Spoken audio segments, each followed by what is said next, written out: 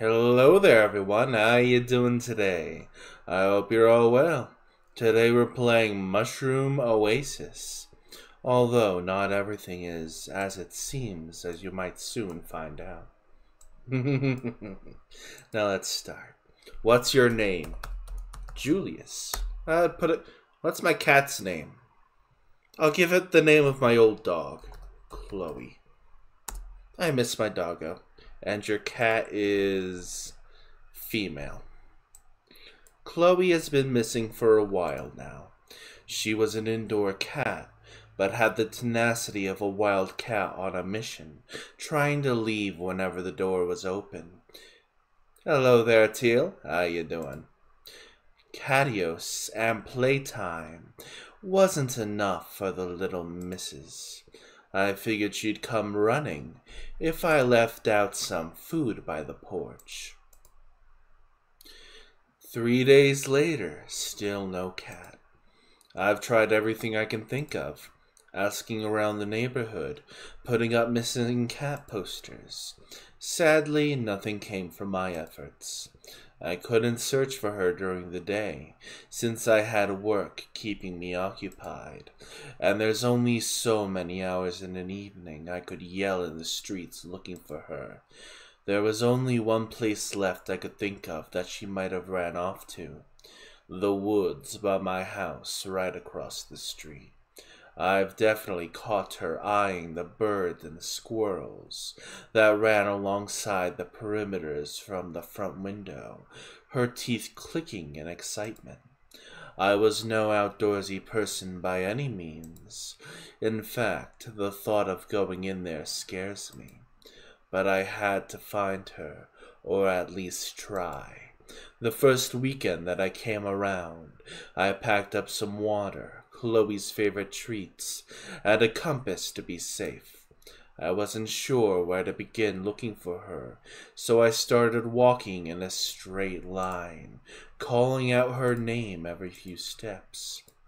It certainly didn't take long for me to realize I was way in over my head. Why did I think this was a good idea? It was hard to find my bearings within the surrounding trees. I didn't want to admit I was lost, at least not yet. I could only squint down at my compass as the needle spun slowly. Pretty sure they weren't made to do that. Did I really bring a busted compass? OBS is back. Sorry about that. OBS was being an asshole. I am so lost. I don't even know why I kept searching even after the moment I'd realized that. Why did I think this was a good idea? Hunger had been gnawing at my stomach for a while now, having missed breakfast and lunch altogether. The heat and humidity from the afternoon sun was unbearable, but the cooling air did nothing to soothe me. Even if I were to head home, I couldn't even pinpoint where that was. What do people even do in this situation? I knew it was baseless optimism, but walking onwards was really the only thing I could think of. Surely I'll come across something familiar. I trudged on, my shoes carefully avoiding the tree roots intertwined across the forest floor. But in my weakened state, plus the approaching darkness, I found myself stumbling through the rough terrain. My feet hit something soft jutting out of the ground. Ack! My hand shot out as I lost my balance.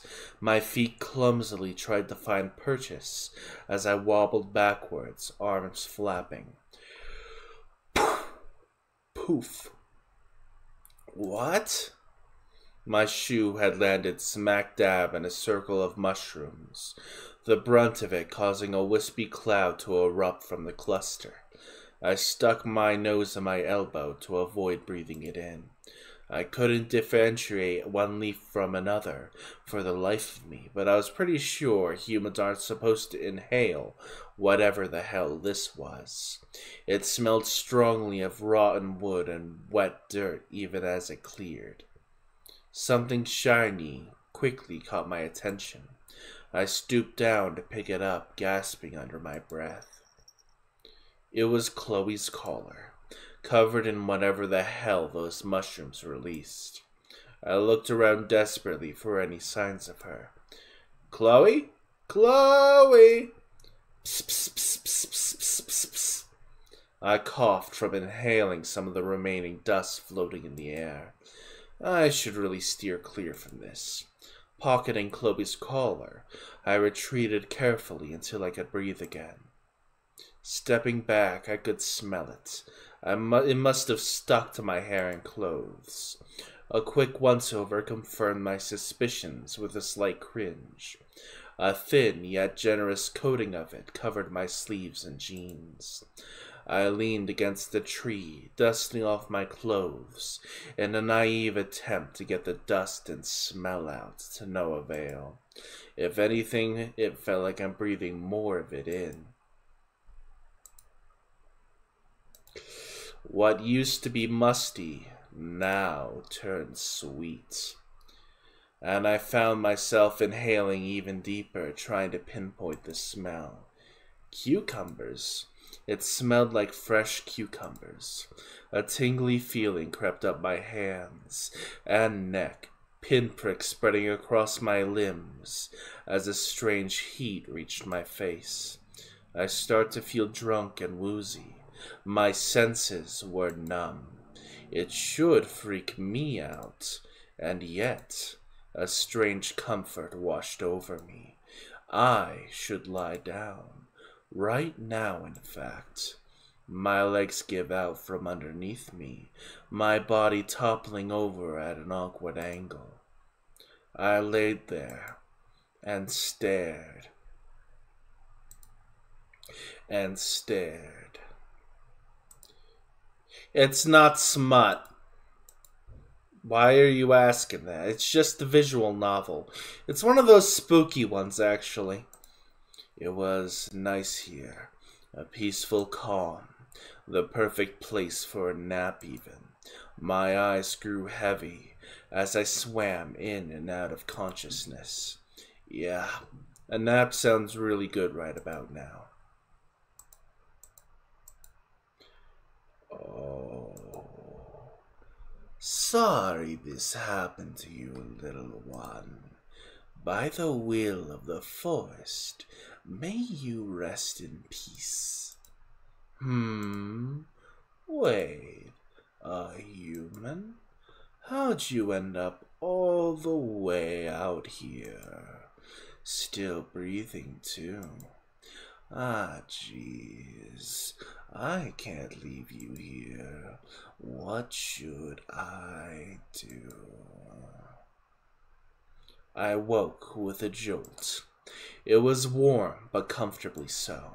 I could feel the weight of a blanket on me as I tried to sit up. I think that would be a good time to save, just so I can access more endings. I couldn't sit up. I couldn't move my body. My fingers twitched uselessly at my sides as my eyes started around in panic.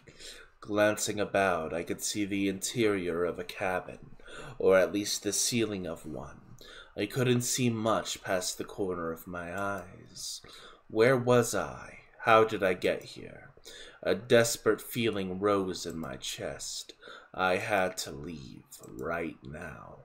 This was wrong, wrong, wrong. I wasn't meant to be here. I could hear the crackling of a fire nearby, likely the source of warmth I had felt on waking up.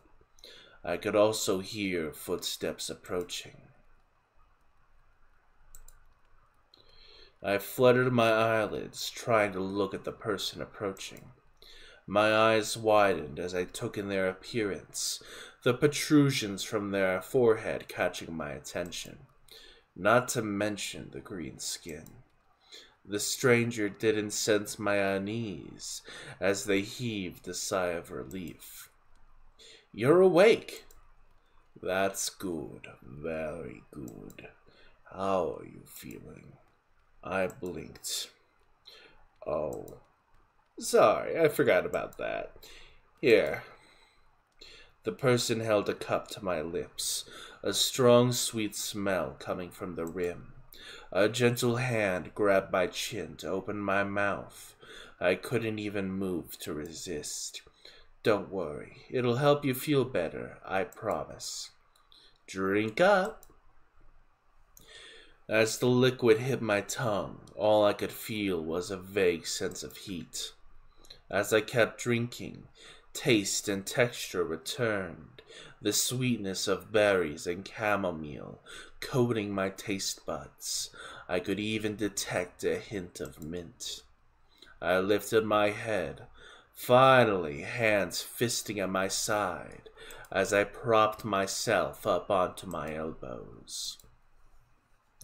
The person kept a steady hand on my chin, careful not to pour in too much in case I choked. I finished every last drop, wiping my mouth with the back of my hand.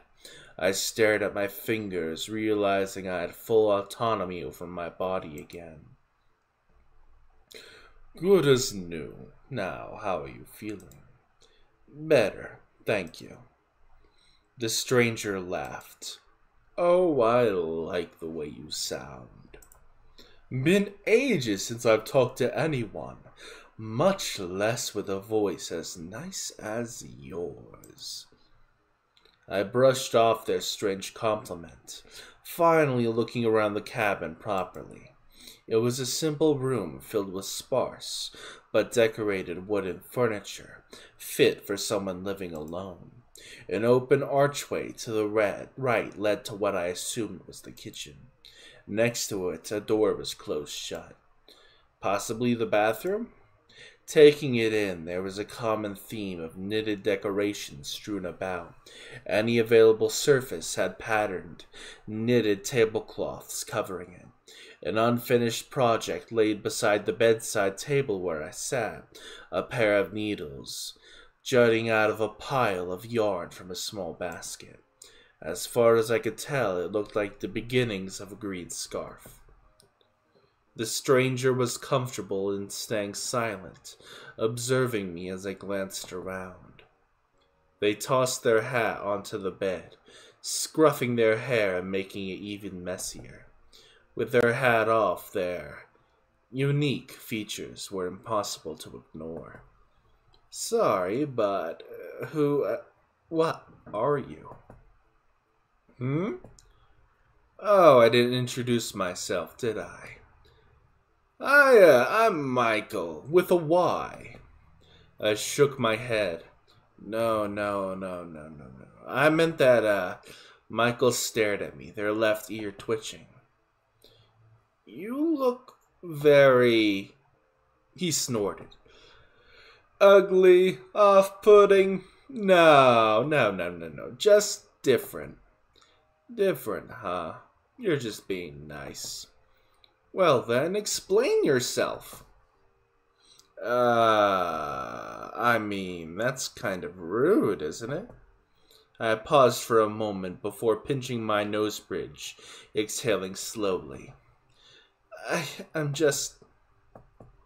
Sorry, it's been a long day is all. I should be thanking you.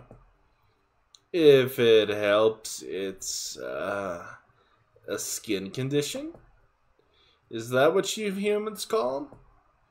The way they said it didn't sound confident. And the ears? Genetics? Right. And I assume the little... I waved vaguely at their horns.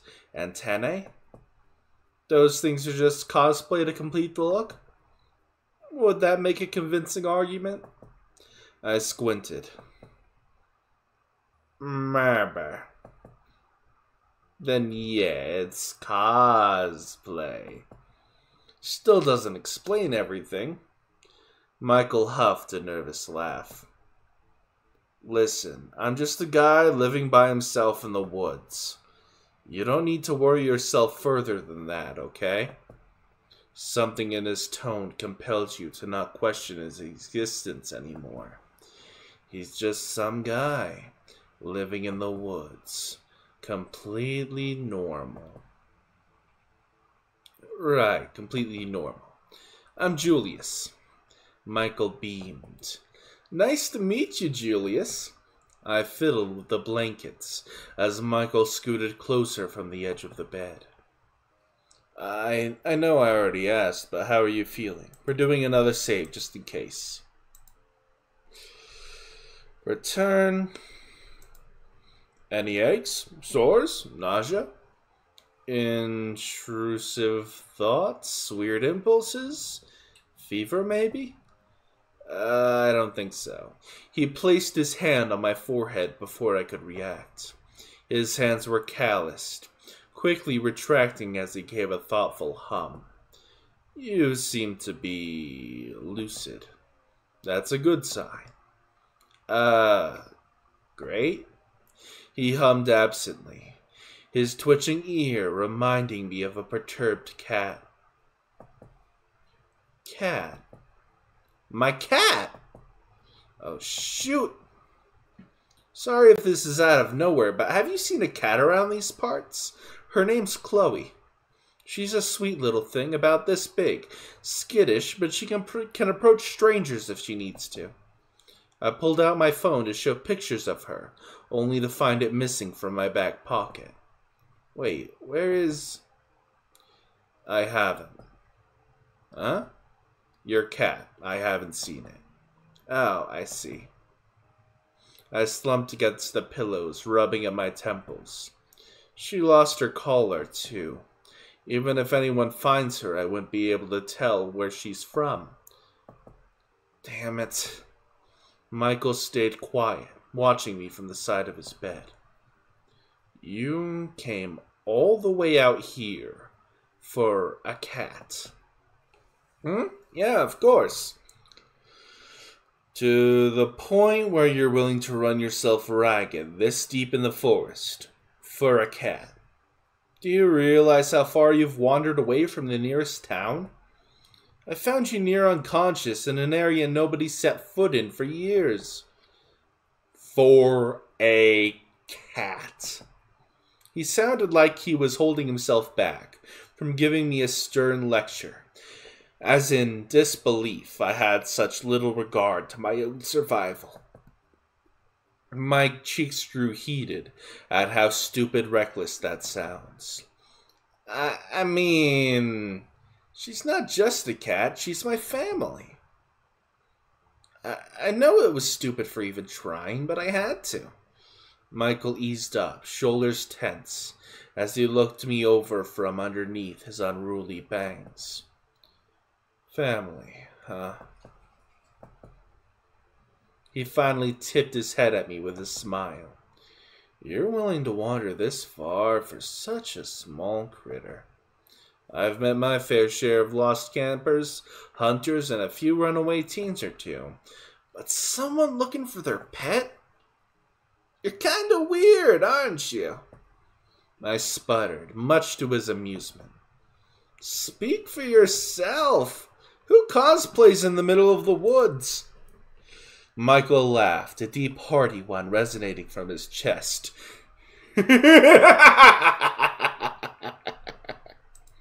Fair.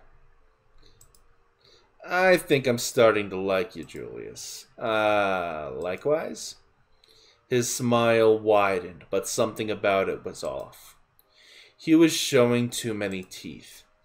It felt like he hadn't talked to someone in a real long time and forgot how to smile the right amount. I rubbed my neck, trying to think of something else to say. Can I ask, how did I get here? Like I said, I found you in the woods not far from here. Oh, jeez, really? I knew I was tired, but I couldn't have possibly... did I step in something? Something important? Familiar pinpricks crept up my skin. Home. I need to go home. Michael stiffened as he grabbed my shoulder. Never mind that. You'd fallen unconscious from heat stroke. Heat stroke? No, that wasn't what happened. Also, I think he's mind controlling us, kind of sussy baka. I wasn't. I was fine up until... Michael shook his head insistently, leaning close. No, no, no, Firefly. You weren't fine at all. If I hadn't found you when I did, well, who knows what could have happened. You could have gotten injured or attacked by a wild animal. There's danger in these woods, you know. No, he was right. You had been so foolish. How did you think you could do this on your own? Searching for your cat in the middle of the woods. And to go in without bringing any water? Passing out from heat stroke of all things. How could you have been so stupid? I shook my head, brain too foggy to pick apart my thoughts. He sounded confident, so why should you doubt him? Well, if that means anything, I'm glad you were there. Michael relaxed, hand on his lap once more. He grinned at me. So am I, Julius. I'm definitely glad I found you. His eyes were hidden, fully behind his unruly hair, but I couldn't help feeling how intensely they were fixated onto me as he said that. The hairs on the back of my neck stood. Sure. With that of distraction, I've only realized how uncomfortable I was just now sitting still. The blanket on me was starting to itch as the desperate need to get home began to rise in me again. This was interesting, but I really should get going now. Wait. My host jumped up from the bed before I could. I mean, you can't. I can't just let you wander in the woods this late. Please, just stay a bit longer. But Michael, I really have to calm. He grabbed my hand and led me across the room. We stepped into the kitchen, a fragrant smell of cooked potatoes and meat hanging in the air. 2 plates had been set on a small circular table, complete with utensils and mugs of tea. I wasn't expecting guests today, so the food is nothing fancy. But join me for dinner? He looked so hopeful, ears drooping. You'd feel so bad if you had to say no. I'm saying no. Actually, hang on, I gotta save. This is actually an important point, I think. I'm gonna say no first. I ignored the pleading voice in the back of my head, stealing my resolve. Strangely enough, the second I made up my mind, the faint static that fogged my thoughts cleared instantly, only replaced with the urgent need to go back home.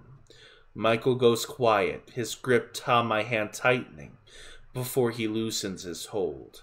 I see. If that's what you want, but are you really sure? Yes, it's what I meant to do. His ears flattened at my words. He laughs an empty laugh, mouth twisting into a crooked grimace.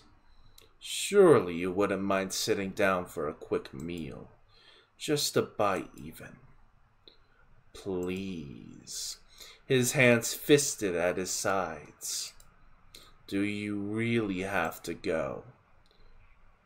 Yes. Michael stared at me as if looking for something. Finally, he sighed in defeat. All right, I guess I can't keep you here. Not anymore. Let me head you outside. Michael ushered me towards the back door, swinging it open as he sidestepped to let me out. The chill breeze crept along my arms. I turned towards him one last time. Thanks again for everything. He went silent for a moment, staring past me into the trees. You're welcome. Be careful on your way back. I'm sorry there's not much more I could do for you. He's been nothing but gracious. It's strange for a farewell, but I was too occupied with thoughts of returning home to care. I looked over to the woods, the shadows cast from the moonlight, causing some hesitation in me. Do you mind giving me some directions as a head start? Michael looked at me, finally, then to a horizon with a tilt of his chin. Keep heading in that direction. You'll come across a trail that'll lead you straight home. I waved at him as he shut the door, the mechanism locking shut with a click. I stood there for a moment, questioning if I had made the right decision or not. Another urgent thought compelled me to leave. This is no place for me. I have to go. It was already too late to go back, so I gathered my resolve and walked away. I walked and walked. Trees blended into one another after a while. I should have been afraid or concerned, but it felt right. The darkness that surrounded me was too comforting for me to feel in danger. I steered away from the direction Michael showed me ages ago, my feet willingly carrying my body to someplace specific, someplace special, a final destination. Here, the patch of mushrooms I had stepped in earlier. I was meant to be here. I've always meant to be here. I lay down in the cold, wet dirt and closed my eyes. There's not much I could do if the forest had staked its claim on you, Firefly.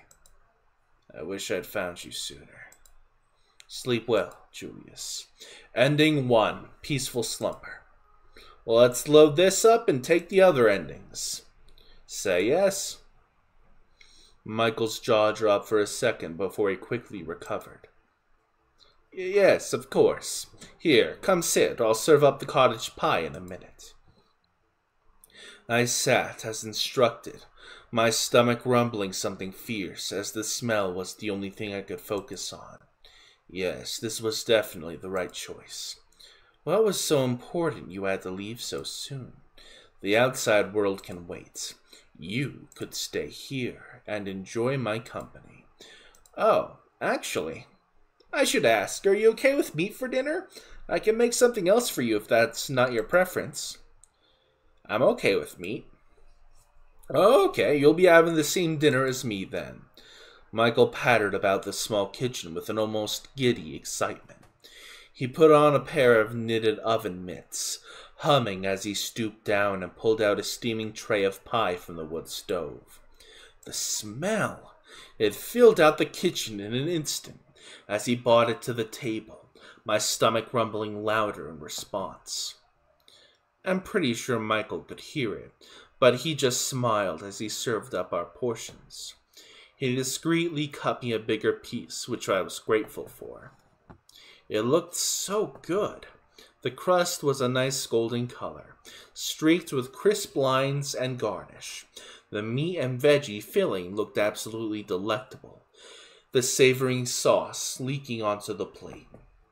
My mouth was watering, unsurprising considering the fact I hadn't eaten all day. Careful now, it's still hot. It was fair advice, but I didn't want to wait more than 2 blows before biting into my first forkful. Ah! It was definitely way too hot to eat straight out of the oven. Michael kept a polite expression, the corner of his mouth lifting as I panted with the piece still in my mouth. He gave me a few seconds to recover, elbow planted on the table. Is it good? I nodded vigorously, even though my buds were burning. I couldn't taste anything. He laughed. It's usually better on the second bite. I slowed down, hand on my mouth as Michael poked his fork into his own slice. I tentatively blew on the pie to make sure it was cool before taking another bite. He was right. The second bite was a lot better. The seasoned potato crust was nice and crisp on top, cheesy and creamy in the middle.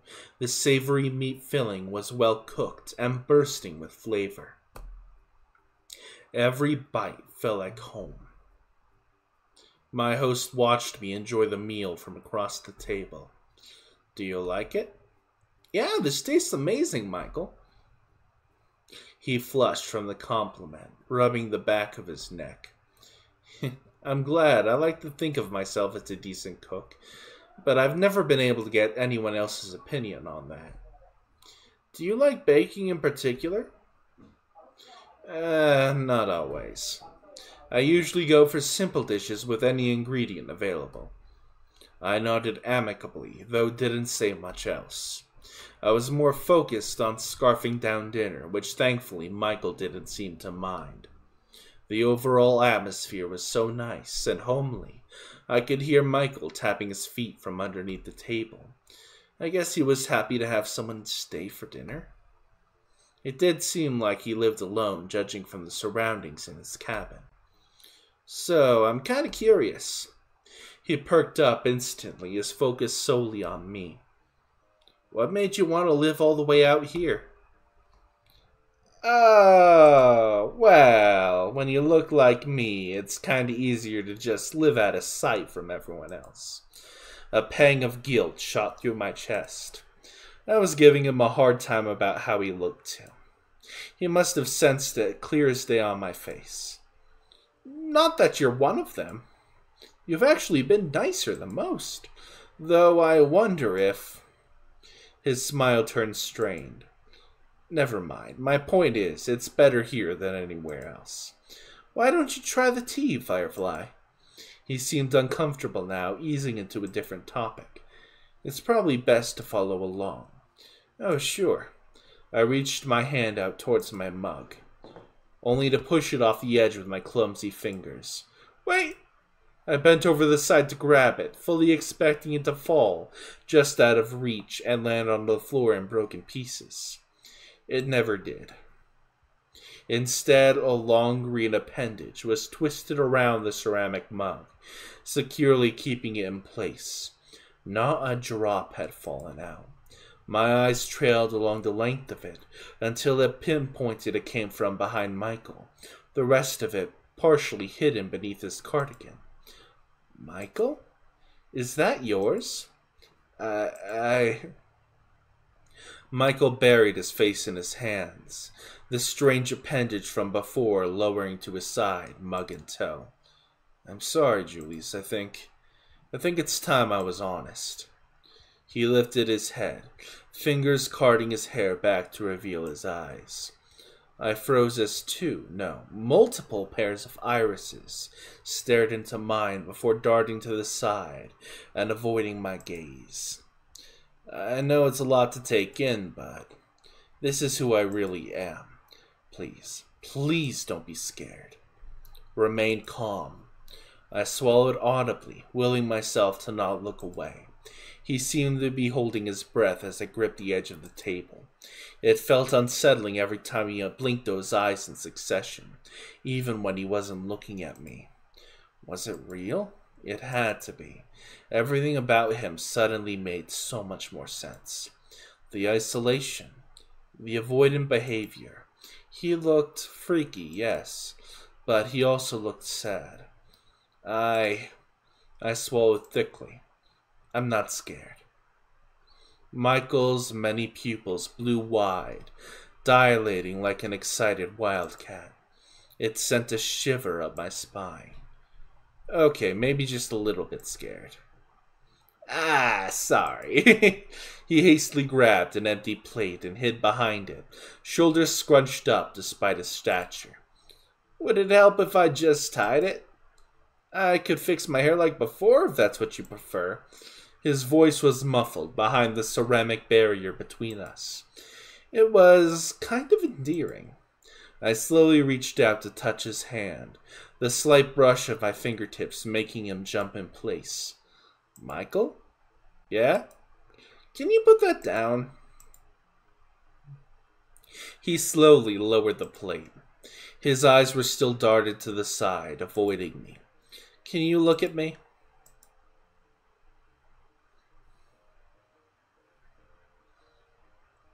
Don't look at me like that. Sorry, I just can't stop looking. This was so awkward. His hands were shaking. I looked down at the mug floating next to him, hanging on for dear life. I reached over and plucked it straight out of his grasp. I tentatively took a sip, noticing how Michael was watching me over the rim of the mug. The taste was mildly spicy, with almost an earthly bite to it. I recognized it instantly as ginger tea. It's almost room temperature, but it's still pretty good. Huh? You wanted me to try the tea, right? I like it, so thank you. Oh, I'm glad.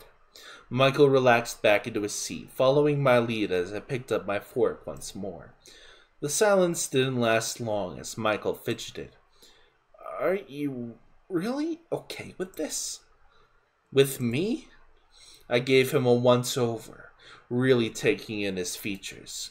It's very different from what I'm used to, but I think I can learn to like it. Is that weird to say? I mean, you're not bad to look at. It's actually kind of, damn it, what do I say? Cool. It's like something out of science fiction. Is that a good thing? Yeah! Ooh. My point is, your appearance shouldn't matter. You've been nothing but kind to me so far. I'd be the worst kind of person to judge someone based on how they look. I haven't known you that long, but you seem like a good person. You're fine, Michael. I smiled at him. We're fine. I see. He fidgeted some more before nodding, smiling a bit. Thanks, Julius. I'll cherish this moment forever. He beamed at me enthusiastically, went back to eating his food. That was definitely something. We continued with a bit of small talk, mostly stories about Chloe or snippets from my personal life. Michael hung on to every word I said, not bothering to elaborate much about himself, despite my burning curiosity. I could tell he was extremely insecure about his appearance, so it's probably best I keep my questions to myself for tonight. We cleared out the kitchen in relative silence, Michael storing away the rest of the pie as I washed the dishes by the sink. Being out here in this remote cabin, I wondered how he had running water. Maybe I'll ask him later. So, thanks for dinner. Thanks for the company. Oh, and please, take the bed tonight. What? You're my guest, and I'm the host. Take the bed, okay? Alright, I'll be out of your hair first thing in the morning. Michael got quiet, staring at the floorboards. With his hair out of the way, I could finally read his expressions. Did he seem upset? Is that okay? I do need your help, though. I'm pretty sure I'm just going to get lost again on my own. His tail flicked behind him. Yeah, I'll bring you home tomorrow morning. I heaved a sigh of relief. Thanks, Michael. I'll see you in the morning. Yeah. Good night, Julius. Good night, Michael. He seemed really happy to be able to say that. I plopped myself down onto Michael's bed, getting comfy beneath the blanket. Michael was gathering some blankets of his own to make a makeshift bed on the floor in front of the fire. He had an impressive collection of knitted items, a comfortable nest forming in the center of the room. My eyes trailed off after his tail, now out in the open as it flicked and swayed, kind of like a cat. I miss Chloe. Now with a full stomach, dozing off came easy. I didn't even realize how tired I was. I listened to the gentle crackling of the fire, my vision darkening.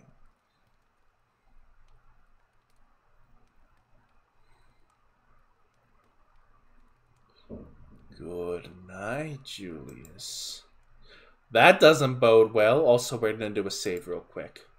Hello there, Phil. How you doing? How's your day going? A soft humming invaded my dreams, stirring me awake. I blinked my eyes open to unfamiliar surroundings, swaddled in a blanket that clearly wasn't mine. Where? Oh! I spotted the familiar figure of my host, seated in a stool in front of the fire, hands deftly working on the green scarf bundled in his lap. His back was towards me, but I caught the glimpses of his fingers as the needle softly clicked behind the yarn. "I'm doing pretty good, Phil. Thank you for asking." He looked incredibly adept at using them, the rhythmic movements almost hypnotic as the fibers wound together and into an intricate pattern. I slowly stirred into a sitting position, rubbing at my eyes. The movement quickly caught his attention, ear flicking in my direction before his eyes trained on me. Just like last night, his pupils blew up as we made eye contact. His expression lit up the moment he saw me. "Julius! Hey, I'm glad you're finally awake. You look so tired. I didn't want to disturb you until you gotten enough rest. Good morning, Michael." "Good morning, Julius. Did you sleep well?" I was still too groggy to answer his question, a yawn slipping out as I stretched. He smiled kindly, a soft chuckle under his breath. "Like a baby, then." He pointed over his shoulder to the door beside the fireplace, tilting his head towards it. "You can refreshen up in the bathroom if you'd like while I start on making us some food. I'd have eaten breakfast by now, but I'd want you to join me while the food is still hot. How do eggs and toast sound?" "Sounds delicious." "Great. I'll see you in the kitchen then." He tucked away his knitting materials and set it aside. "Oh, I also have a surprise for you after breakfast. It's not the most exciting surprise, but just join me when you're ready." He ducked into the kitchen without another glance. I could hear his boots thud about the floorboards, cabinets opening and closing in succession in the kitchen. Oh, excuse me. I suppose that's my cue.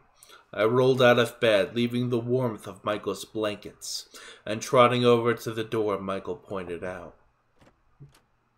Stepping inside, I didn't know what I was expecting when he said he had a bathroom, but it was surprisingly spacious. Everything looked like it was carved and polished out of wood. He seemed to have everything you'd find in a modern bathroom. A sink with a cabinet, a shower and a tub, and even a toilet. Curious, I crept over to the toilet in particular, inspecting it. There wasn't a tank like you'd expect where the water would be stored. Instead, there was a compartment to the side full of sawdust and a scoop. I expected it to at least have a bit of smell, but it was surprisingly odorless. There was even a roll of toilet paper on the side. It was no flushing system, but it was hygienic. Michael must have done his research. Walking over to the sink, I stared at the faucet before hesitantly twisting it. I jumped when I heard the rush of water pouring in, swirling the basin before disappearing to who knows where. Wow. Why am I impressed by a damn functioning bathroom sink? I helped with the dishes last night. I already knew Michael had plumbing. Shaking my head, I finished freshening up and headed to the kitchen. Michael looked up as I entered, a steaming kettle in his hand with 2 empty mugs on the counter. It must have been the lighting, but he was taller than I remembered. Glancing to the table, I could see he had already finished up plating our food. "Oh, wow. You work fast." Michael looked proud of himself. "Can't have my guests stay on an empty stomach." Excuse me. "Come on, have a seat. I'll join you in a moment." I returned his smile and sat down, stomach grumbling as I looked at our plates.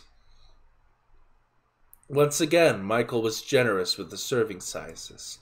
Fat slices of bread were toasted perfectly, with crisp butter sides. Scrambled eggs looked tantalizing, the smell of savory herbs wafting into my nose. My mouth watered. Michael sat down a steaming mug beside me before settling into his own seat. Peeking above the rim, I could see small flowers floating about, tinting the water yellow as it faintly smelled of apples. I recognized the yellow dried pellets on the tea packaging I've seen before. Oh, chamomile. He nodded. I hope you like it. I'm sure I will. His smile widened, his tail swaying at the tip by his feet. He seemed more relaxed, showing his natural features this morning.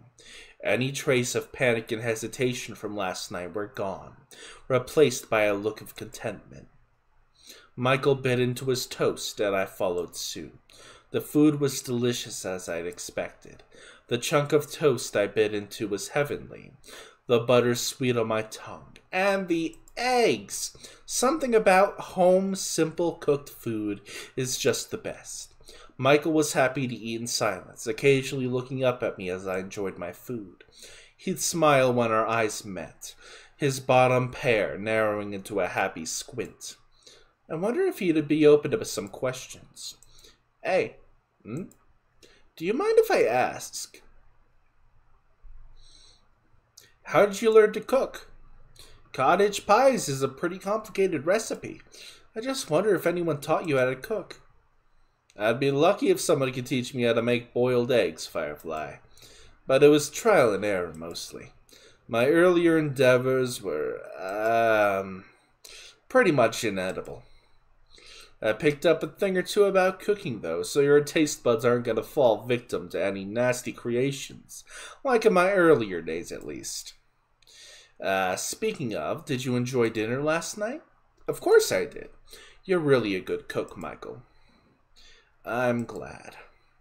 It probably wasn't obvious, but I'm really happy I got to cook for you. I don't get guests often, in case you couldn't tell. I should ask you to cook for me every day, then. He grinned at my joke, looking pleased. I'd be happy to. I chuckled as I took another bite. So what's your favorite thing to cook? He lit up at the question. Fried mushrooms. Fried mushrooms? Yeah. There's plenty to find, and it's easy to make. I do remember finding a patch of mushrooms yesterday. They smelled pretty funky, though. You remember that? Oh, this is just a visual novel that I'm doing reading for, Phil. What was that? Nothing.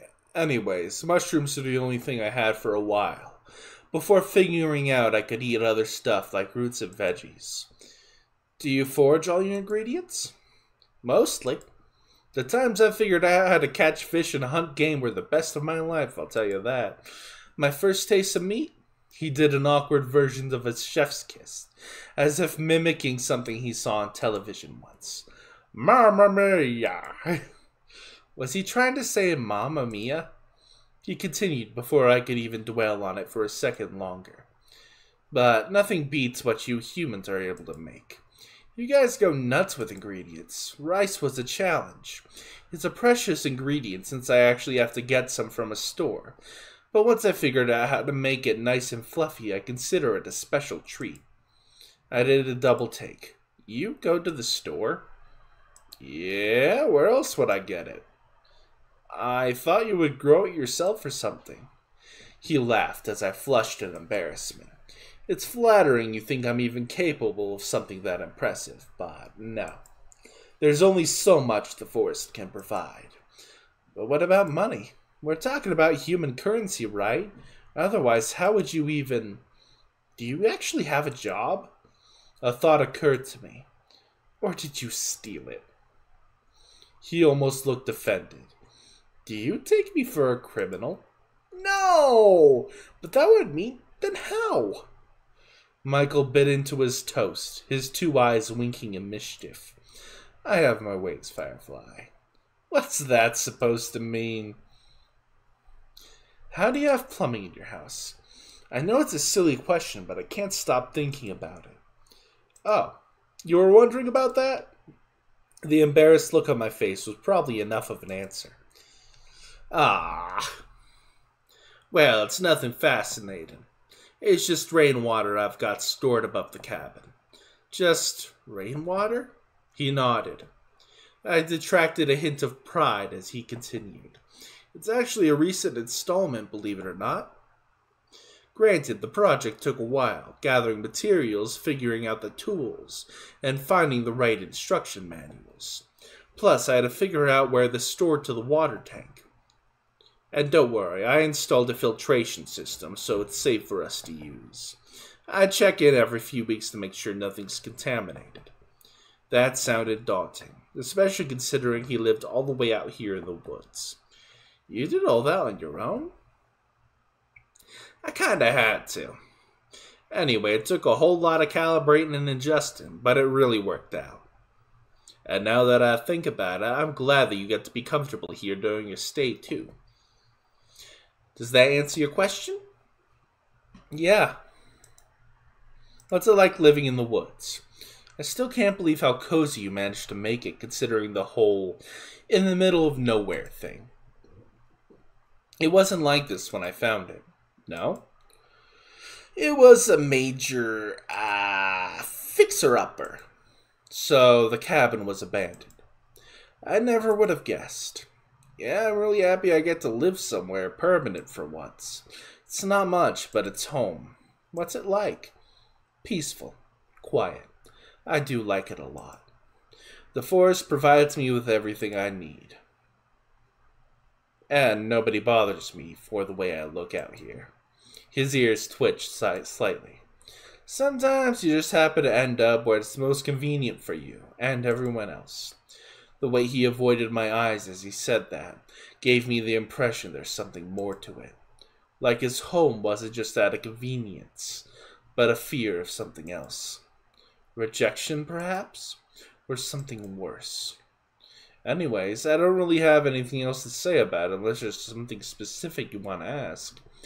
He doesn't think about his answer much before beaming at me. What about you? I know you've told me a little bit about yourself, but what's it like being you? I scoffed, waving a hand. Please, I'm the least interesting person in this room, trust me. His eyes were shining in earnest as he leaned forward. Tell me anyway. Oh, well, I told him about my life, or at least the parts I was comfortable with sharing. Just like last night, his eyes didn't leave my face, occasionally darting about my features and interests. The direct ogling was making me nervous, but I suppose I was doing the same exact thing when it was his turn to talk. Eventually, I came to the topic of my job and the woes of living in modern capitalism. I'm a bit jealous. You have the whole cottagecore aesthetic practically perfect. His face morphed into a confused pout. Cottagecore? I explained it to him in my own words. Oh, you're saying you want to live the way I do, out in the woods? I nodded without hesitation. I mean, I wouldn't mind showing you the ropes. His tone seemed strangely lilted. What do you mean? Never mind. Anyways, I don't get what the appeal is, but it's not easy either, you know. The forest provides, but it's up to me to make use of it. Starting out was... A dark look crossed over his face, as if reliving a bitter memory. Rough. But I'm built for survival. I feel like asking him to elaborate would make things awkward. I decided to veer the topic into a different direction. Doesn't it get lonely? Sometimes, but I'm used to it. He smiled, his eyes lighting up. Besides, I have you at the moment, don't I? I never thought I'd enjoy having someone around. You must be really special. I'm starting to know a lot more about Michael. He didn't directly say it, but felt like he was lonelier than he was letting on. Not to mention how he managed to make a home for himself all on his own. I had to wonder if he had anyone at all. Do you have any family around? Family? His expression turned solemn for a moment before he looked sheepish. Remind me how that works again? I get the concept based on some books I've read. I don't have what you call parents, if that's what you're asking. My mouth dropped open in shock. No parents? He shrugged and took another bite of toast. Not that I recall. What's that like, living with so many people like you in such close proximity? Eh? That's how it works, right? You and other humans living in one house. And you have this DNA thing. Oh, DNA. That makes you relate to the rest. That's what makes a family, right? Was he talking about DNA? His definition threw me off, but I had to answer somehow. Not just that. Family is...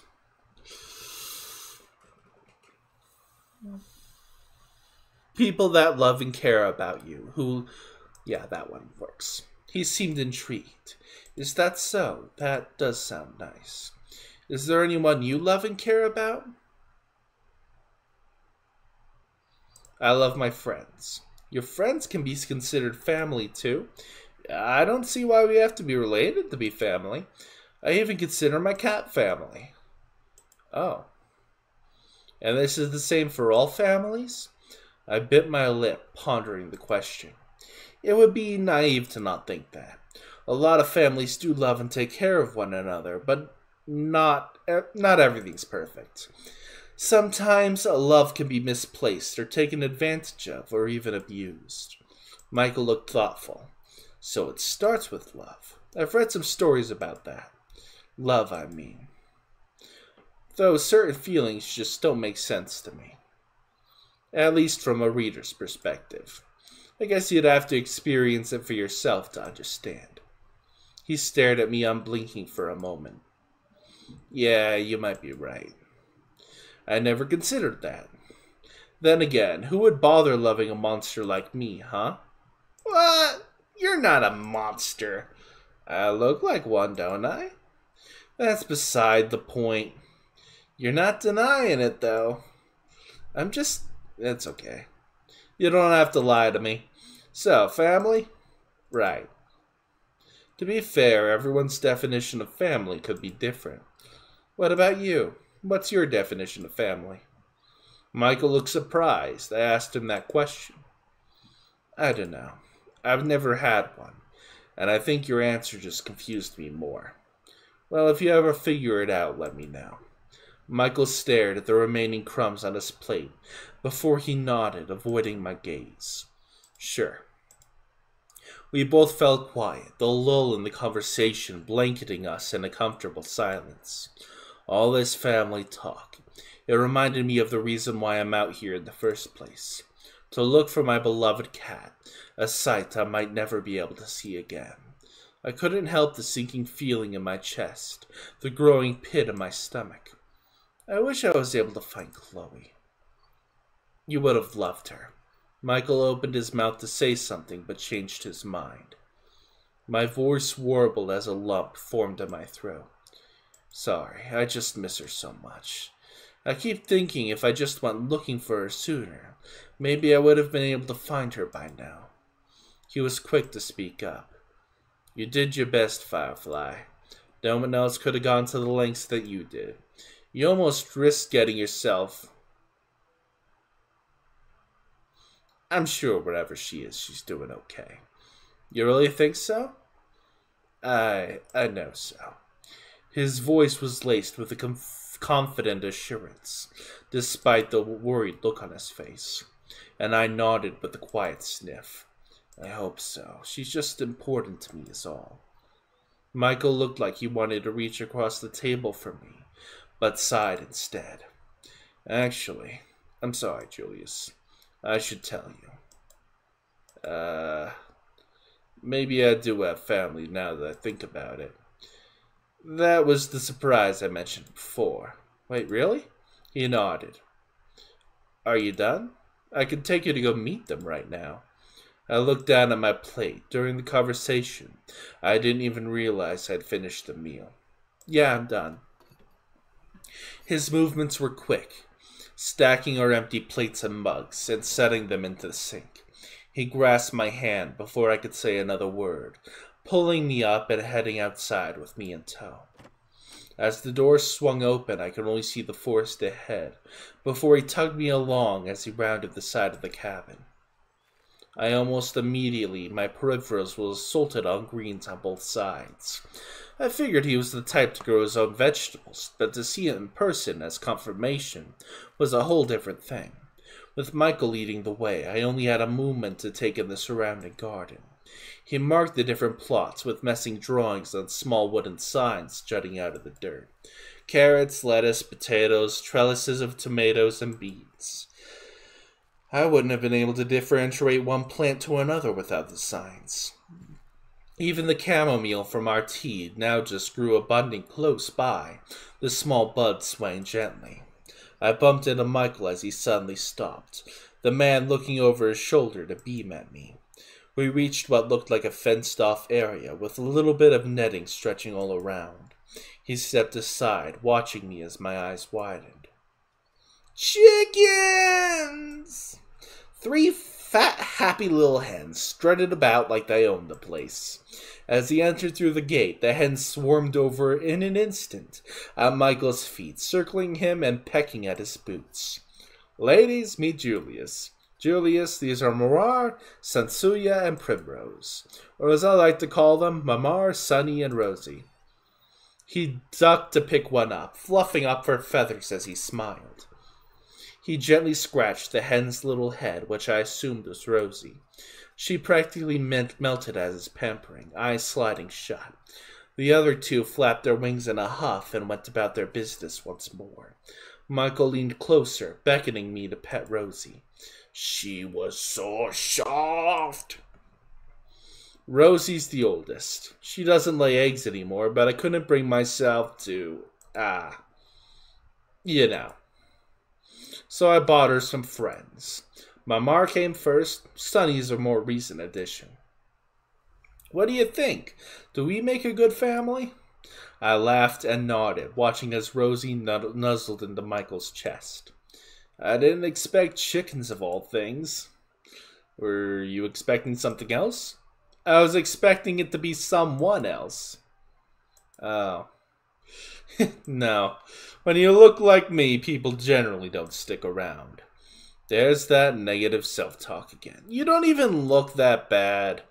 His eyes flicked to mine, a look of pleasant surprise crossing his face. You really think so? Yeah. You can't be that naive, Firefly. I mean it. He let out a polite scoff as he scratched Rosie's head absently. You genuinely believe people wouldn't run away at the sight of me? Well, I didn't. His smile turned smug, the corner of his lips lifting just a little bit.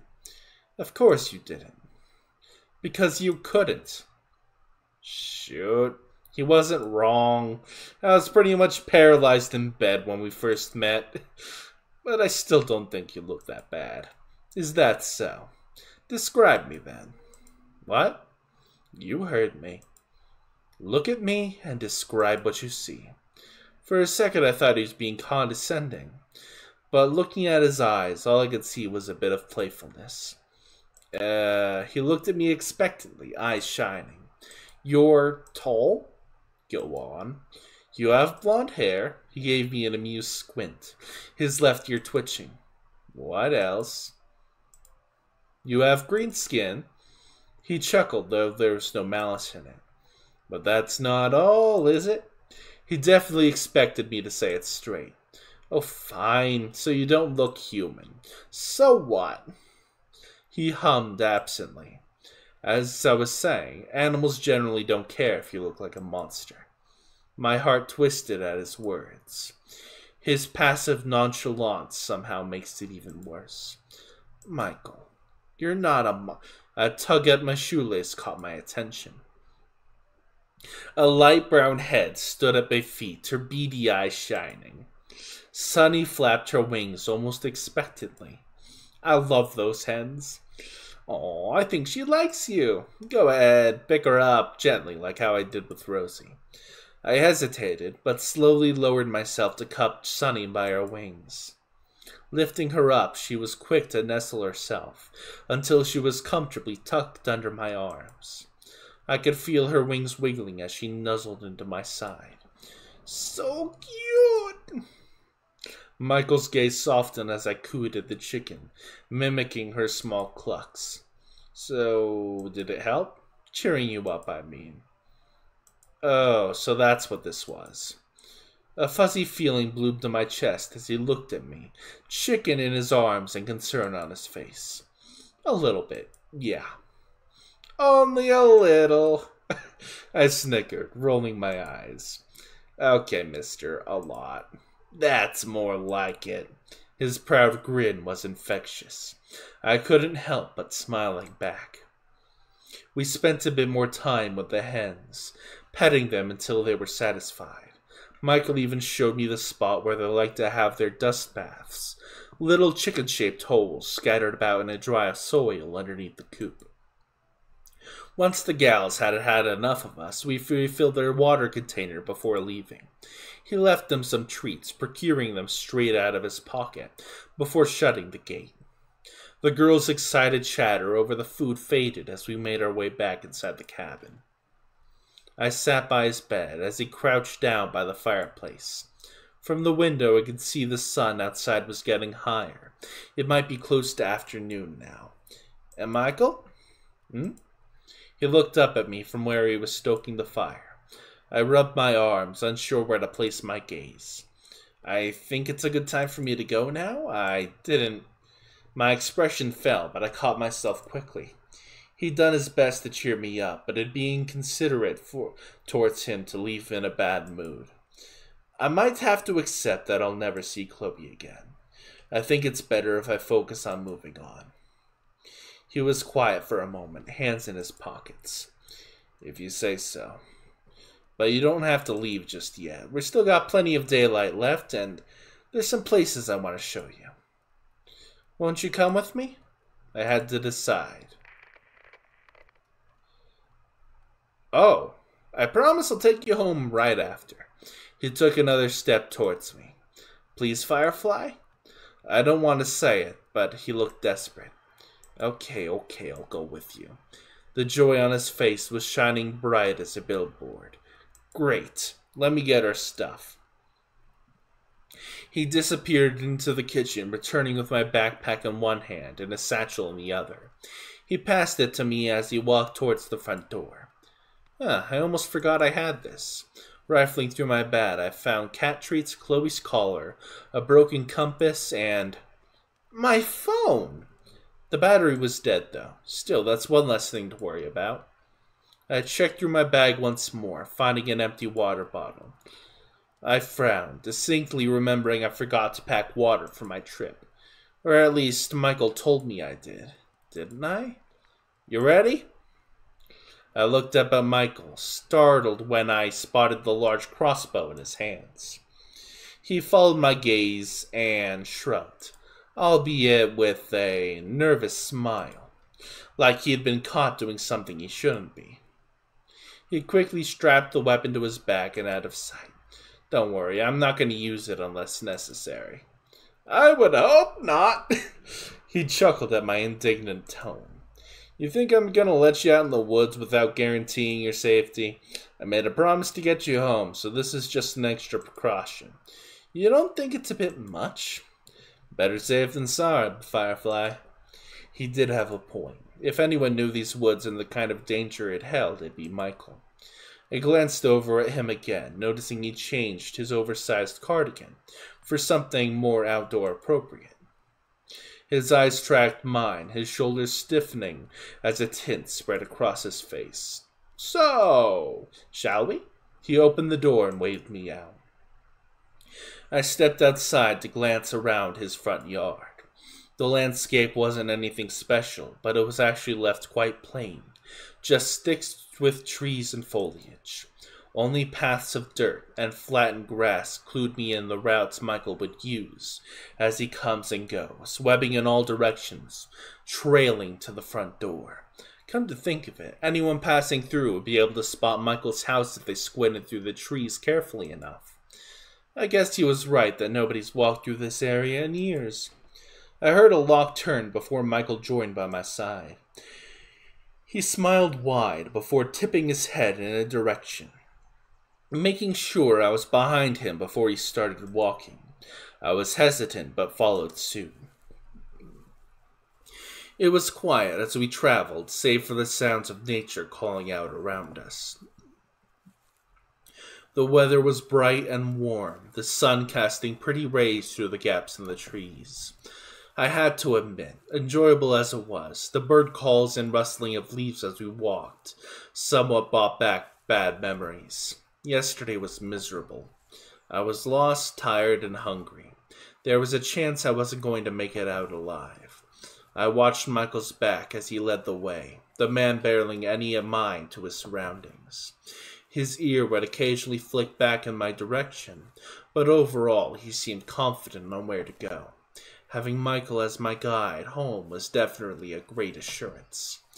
It made me even more grateful he found me when he did. I sighed and shook off negative feelings, keeping pace while appreciating the fresh air. I stepped up next to my companion, willing my voice to speak after plenty of silence. This is actually kinda nice. A good old nature walk. I coughed into my fist, feeling embarrassed. I don't go outside as often as I should. Michael smiled kindly. I'm glad I get to bring you then. Yeah, feels different when you know where you're going. Actually, where are we going? He sensed my nervousness and laughed. Don't worry. We're almost there. I looked up and saw it before he even pointed it out. A clearing in the distance, and the trees growing strangely sparse in that area. I held my breath as I noticed the grass started to dot with flowers, delicate blooms swaying here and there in the breeze. As we got closer, Michael watched me as my mouth dropped open, a knowing twinkle in his eyes. It was breathtaking. A secluded little meadow of flowers, lit up by beams of light, making the scenery resemble a page from a forgotten fairy tale. Sussy Wussy Baka? That's kind of you. Butterflies flitted about in pairs, their wings flickering and contemplating the surreal, yet enchanting ambiance of the whole place. Michael let me gawk with some more before walking ahead, turning to face me before sitting down to relax on the grass. He slipped off his satchel and laid it on the grass by his side along with his crossbow. I blinked out of my stupor and approached him, spinning around to drink everything in before plopping myself down next to him. So, what do you think? Pretty, isn't it? I nodded dumbly before finally glancing to face him, the man's gaze on me softening as our eyes met. A butterfly approached us rapidly, making me flinch on instinct. It landed on his finger as he held it out, its wings flapping gently. He smiled at the dainty creature, a fond look in his eyes before he held it out towards me. Do you like butterflies, Julius? I love butterflies. I do! I think they're so pretty. This is amazing, Michael. His usual prideful smirk was absent, replaced instead with a shy smile. I'm glad you like it. The sun was at its peak now. The air was getting warmer as the minutes passed. The leafy canopy over us provided enough cover for us not to overheat. Michael picked a flower with his other hands and placed it in my palm, his tail looping loosely around us both as my cheeks darkened. He closed his eyes and leaned back further, the butterfly still resting on his hand. My ears caught a soft rumbling before I realized it was coming from his direction. I almost wanted to ask, but I didn't want to ruin the moment. My gaze dropped as I twirled the flower in my hand, holding the stem delicately. The gesture felt platonic, but almost so romantic. I wondered if Michael was even interested in relationships. He'd been alone most of his life. He'd probably get tired of my presence sooner or later. Before I could contemplate further, the butterfly on Michael's finger took off, my gaze trailing after it as it left the sunlight and flew away into the woods. Which reminds me, Michael. Don't get me wrong, this place is stunning. But is it okay if we go now?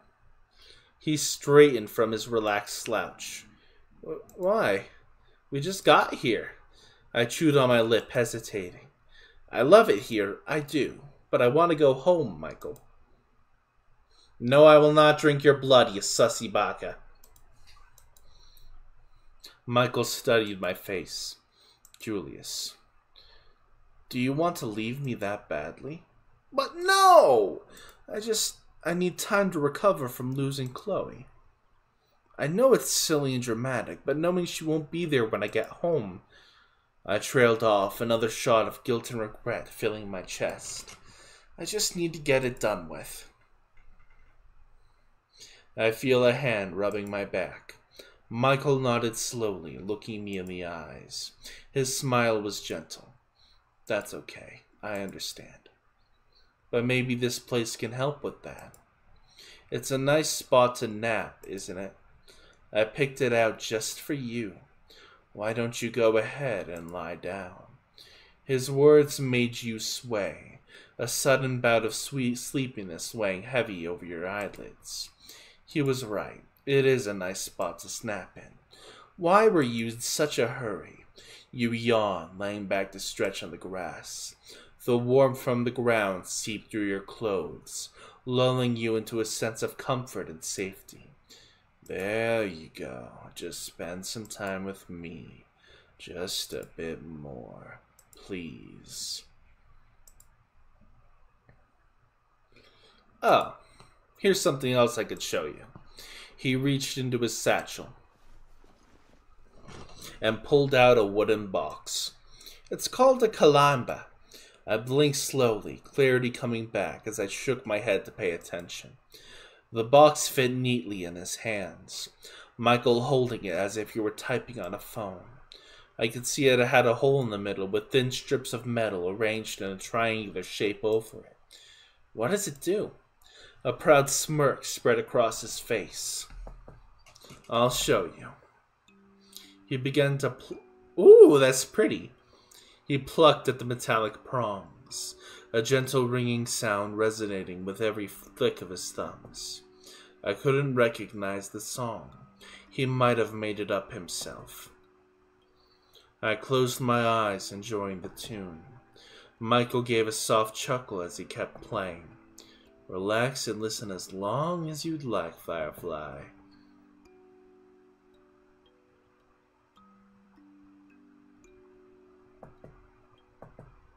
A few minutes passed by with Michael plucking away at the instrument, the two of us sunbathing like two cats on a Sunday afternoon.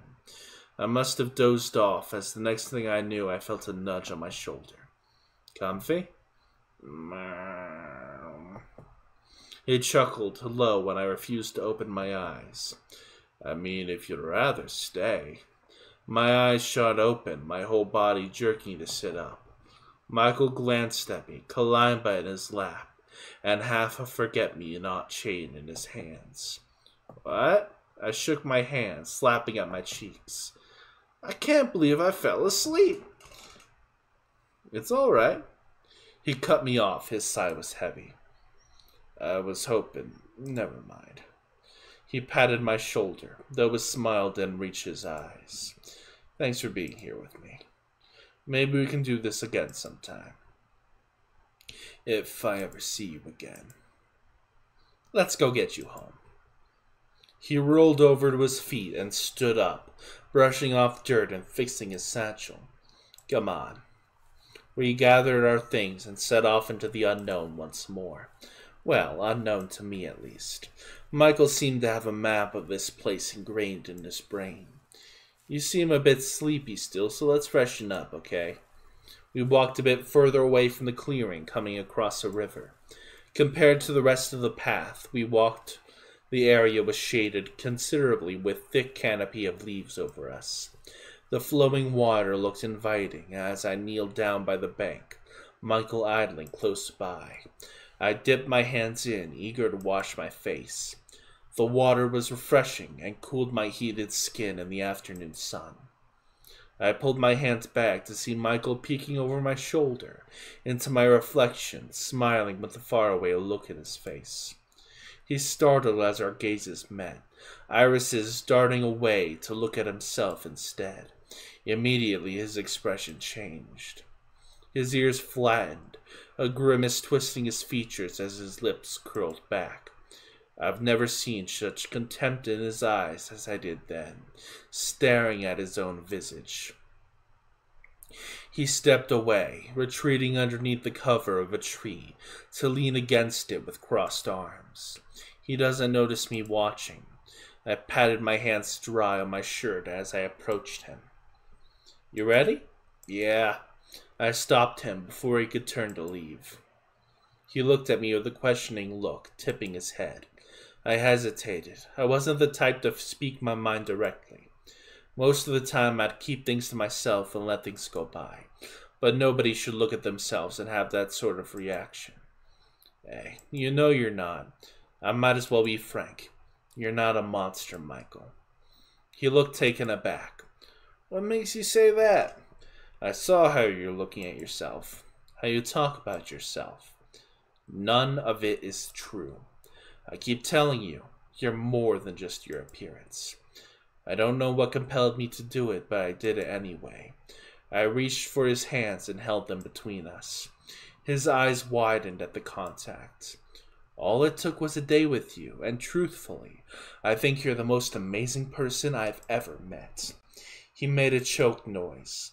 I'm just some old nobody compared to you. That's not... Shut up and listen. He promptly shut his mouth with an audible click of his teeth. From where I stand, you saved my life. You've taken care of me better than I could ever ask from a stranger.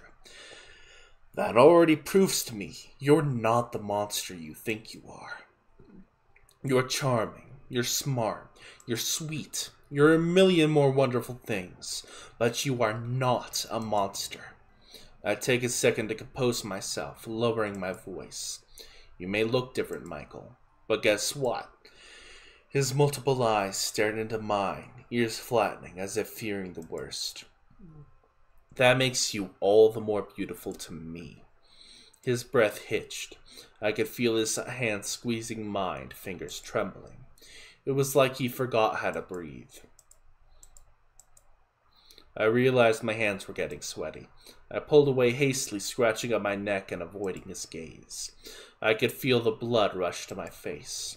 I could dunk my whole head in the river, and it'd probably let off steam. Sorry, that came out of nowhere. It just didn't feel right if I didn't say anything. I hope you understand. An awkward silence passed between the two of us. Anyways. I caught him mumbling under his breath. I can't let you leave. Oh, he can't let me leave. We're saving just to make sure. What? I said you can't leave. I mean, not without your cat, right? I frowned. I've already tried, Michael. Like I said, it was stupid for me to just wander off in the woods, as if I'd find her through dumb luck. He paused, his fists clenching. But I haven't. I haven't tried. I know these woods better than anyone. I can try looking for her. But that means you can't leave yet. Michael, I appreciate the offer, but I don't think I should stick around any longer.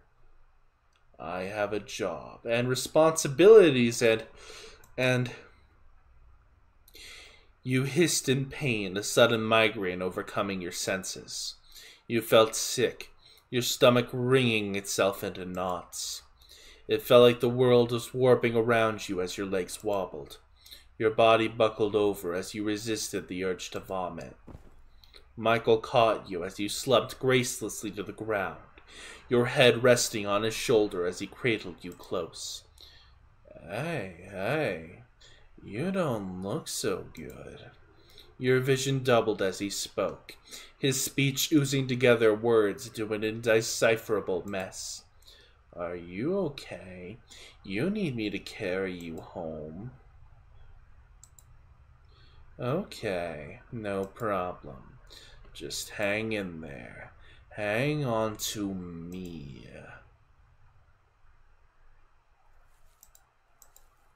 I'm sorry. I'm so sorry. You don't deserve this. If I could just one more day with you, I'd be the happiest man alive. Here we are. Let's get you tucked in. I should give you some clothes, especially since you'll be staying another night. You're okay with that, aren't you? That's all from day 2 of Mushroom Oasis. It's a demo. More updates coming in the future. Tell me what you think of the game. Any support and feedback is highly appreciated. Thank you for playing. That was an amazing game to that point. Oh my god. Well, I guess that's the end of the stream here, I guess. Do a like and subscribe if you're watching this on YouTube. I will see you all next time.